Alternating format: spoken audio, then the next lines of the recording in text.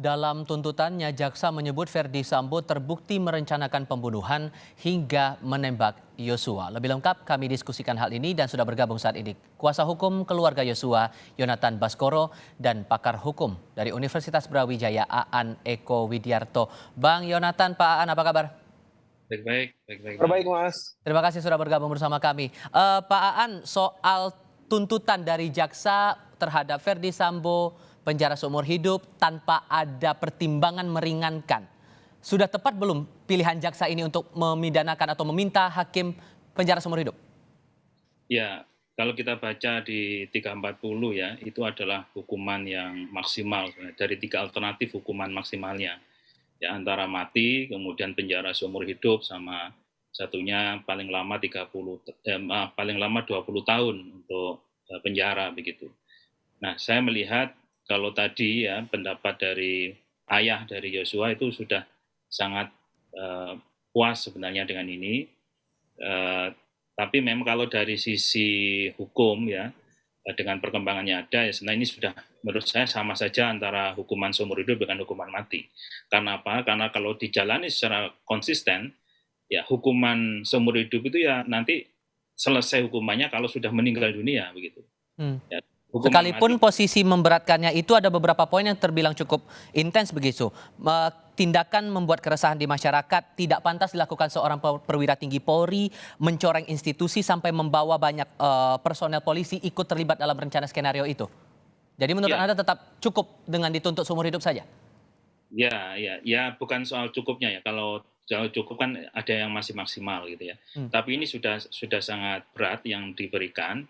Ya apalagi ya kalau saya melihat dalam konstruksi semua putusan mulai dari yang FS kemudian Kuat dan Riki Rizal, ini saya melihat sama yang seperti yang disampaikan oleh Pak Menko Polhukam di awal-awal perkara dulu ada, yaitu ada berisiko hierarki dan berisiko politis di sini.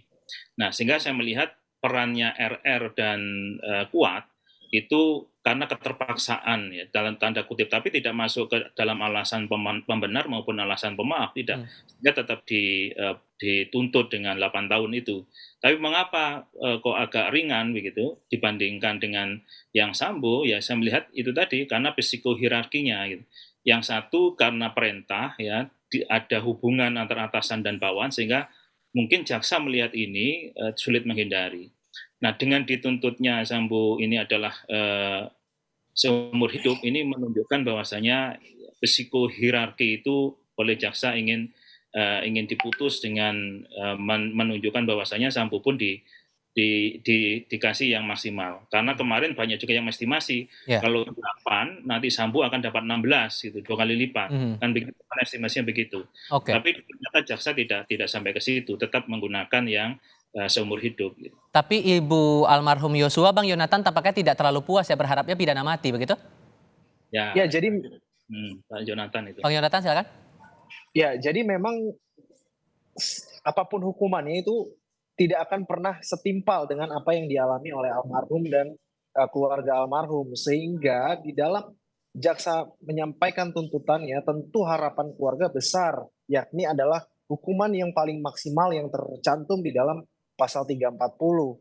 Karena apa? Karena ketika kita melihat juga kemarin saat tadi sudah disampaikan oleh Pak Aan, saat Kuat dan Riki disampaikan tuntutannya hanya 8 tahun, rasa pesimisme keluarga khususnya dan seluruh masyarakat itu sangat besar pesimisnya terhadap penegakan hukum di Republik ini. Karena bagaimana bisa ketika jaksa sudah menjelaskan di dalam kesimpulannya dan tuntutan yang dibacakan, 340 itu sudah terbukti secara jelas, tegas, sah, dan meyakinkan, sehingga bagaimana mungkin pasal 340 ini tetapi tuntutannya 8 tahun. Namun pada hari ini setidaknya dapat mengobati sedikit rasa kekecewaan mendalam yang dialami oleh keluarga, yakni tuntutan seumur hidup yang ditujukan kepada Verdi Sambo. Ditambah Tetapi tidak ada memang hal-hal yang meringankan posisi Verdi Sambo ya? betul, dan kalau kita bandingkan yang meringankan 0, kemudian yang memberatkan bisa saya bilang banyak sekali begitu ya, mulai dari dia sebagai jenderal, kadif propam yang harusnya bisa menjalankan alur yang benar sebagai kepolisian, kemudian melibatkan banyak orang, merusak citra polisi, kemudian itu anak buahnya sendiri. Nah, banyaklah yang memberatkan berbelit-belit begitu dan tidak mengakui perbuatannya, sehingga seharusnya saya rasa hakim dalam hal nanti memutus perkara ini masih bisa untuk memutus hukuman yang paling maksimal. Saya rasa demikian. Masih ada ruang untuk itu menurut Anda ya? Masih. Oke, saya kembali ke Pak Aan. Nah, tadi dalam pembacaan nota tuntutan, Pak Aan, jaksa sebut Sambo ini terbukti menembak Yosua. Kalau yang Anda cermati dari fakta persidangan yang berjalan selama ini, tuntutan jaksa ini sesuai atau tidak? Ya, sesuai kan. Tadi juga jaksa sudah menyampaikan dan dari ahli juga sudah menyampaikan khususnya balistik ya, soal jumlah peluru yang seharusnya ada di dalam pistol yang digunakan Joshua, digunakan oleh Eliezer ya, HS ya. Itu kan diisi sekitar 16 peluru untuk menghindari macetnya, kemudian sisanya itu kan sekitar berapa 13 atau 14, sehingga yang digunakan adalah sekitar 3 atau 4 peluru. Nah, padahal di lubang yang ada, baik yang masuk dan keluar, itu kan ada 7 lubang, sehingga ada sisa dari itu. Siapa yang melakukan kemudian? Nah, alibi yang paling kuat adalah dari orang yang ada di situ kan sudah jelas semua. Ada FS, ada Ricky Rizal, ada Kuat, dan ada Eliezer. Nah, Kuat ya jelas tidak menembak ya, karena yang dari semua keterangan tidak ada yang menunjuk Kuat menembak. Kemudian Ricky Rizal juga tidak ada indikasi menembak dari saksi ya. Yang ada adalah saksi Eliezer yang mengatakan bahwa ikut menembak begitu. Nah, sehingga ada 2 alat bukti kesaksian, kemudian juga tambah satu lagi yang keterangan ahli ya balistik tadi, itu sudah memperkuat dari sangkaan jaksa, sehingga nanti itu menjadi dari tuntutan jaksa, sehingga kemudian itu bisa digunakan jaksa untuk memperkuat keyakinannya begitu. Sekalipun kemudian Verdi Sambo dalam beberapa kali persidangan menyampaikan bahwa dia mengaku tidak ikut menembak Yosua. Ya, tidak penting pengakuan dari terdakwa ya, karena pengakuan terdakwa itu kan hanya untuk dirinya sendiri ya. Hakim itu mendasarkan pada alat bukti. Nah, tadi saya sampaikan ada minimal 2 tadi, ada keterangan Eliezer, kemudian juga ada saksi ahli ya dari balistik yang sudah menyampaikan itu, sehingga ya disitulah hakim jaksa dalam hal ini sudah pada keyakinannya bahwa itu benar begitu. Oke, kalau begitu dalam perjalanan sidang saat ini termasuk dalam tuntutan Bang Yonatan, menurut Anda bahwa soal unsur-unsur pembunuhan berencana ini sudah terbukti atau tidak menurut Anda?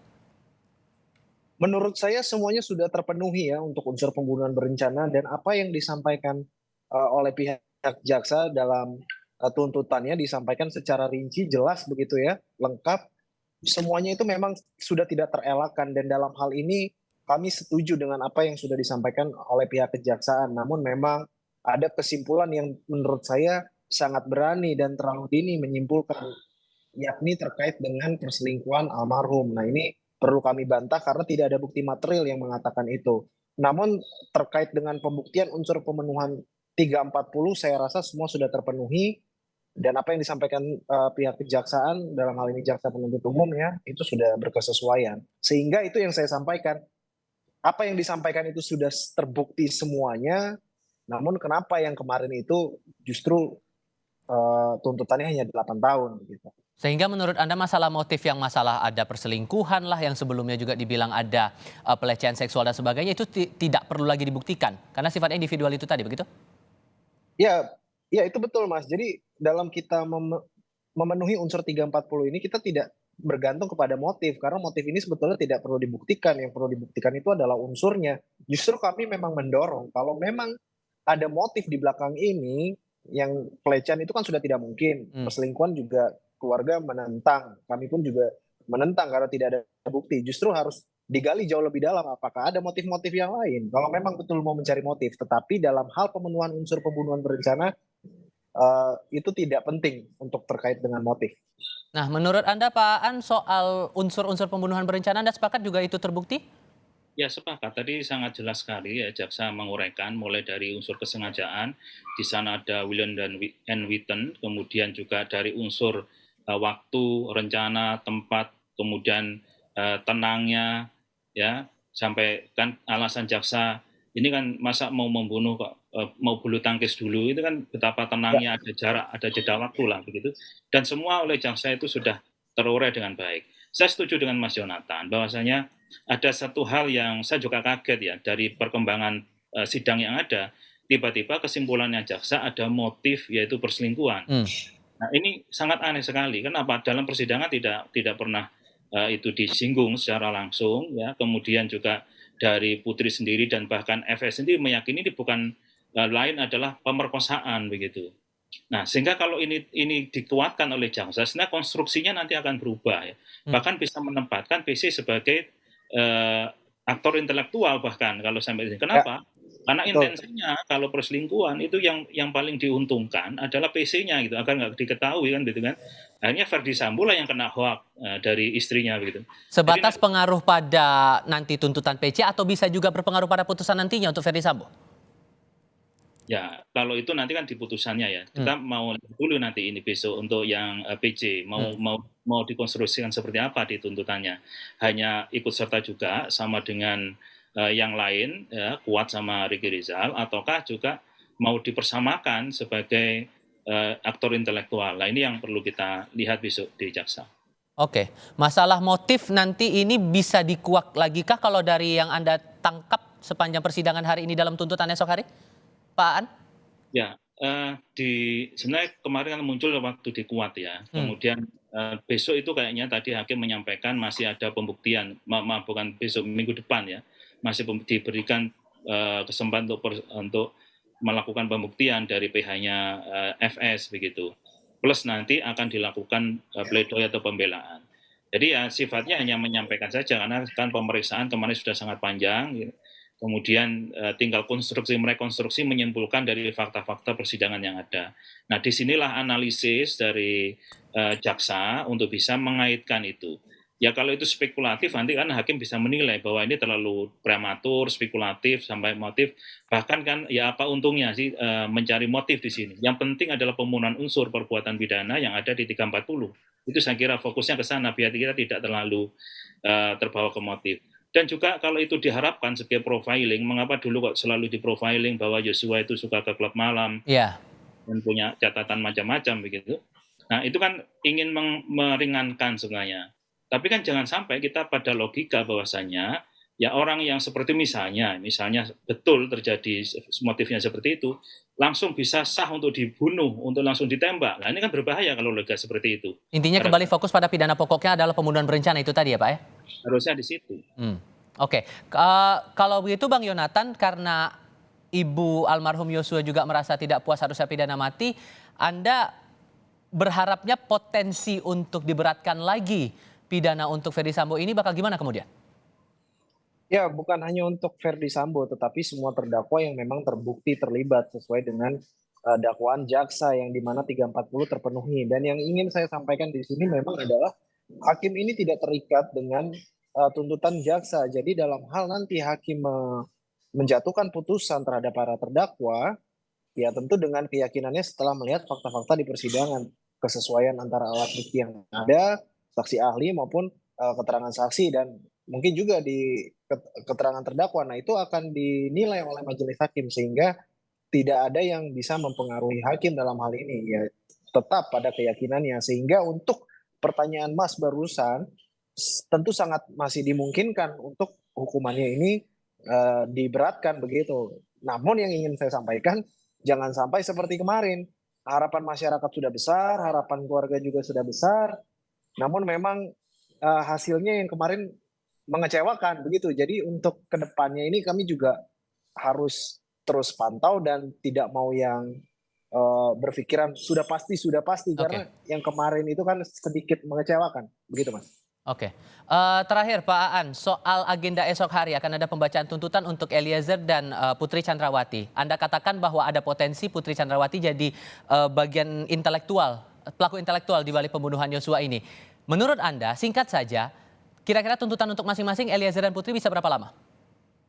Ya kalau untuk Putri jelas lebih berat ya. Kalau sampai aktor intelektual bisa aja sama dengan FS begitu, seumur hidup. Gitu. Bahkan lebih ya, karena dia yang memulai awal semuanya gitu. Nah kalau untuk yang Eliezer jelas, karena sebagai GC nanti akan dapat keringanan begitu, dan itu sudah ada rekomendasi dari LPSK. Nah tentunya dari keringanan penjatuhan pidana inilah yang nanti akan bisa mengurangi, bisa dengan pidana percobaan misalnya, bisa pidana bersyarat khusus atau penjatuhan pidana yang paling ringan di terdakwa lainnya. Gitu. Baik, yang jelas Verdi Sambo sudah dituntut seumur hidup, Ricky Rizal dan Kuat Maruf dituntut masing-masing 8 tahun penjara. Pak Aan terima kasih, Bang Yonatan juga terima kasih sudah bergabung bersama kami di Kompas TV hari ini. Sehat selalu untuk Anda berdua. Terima kasih.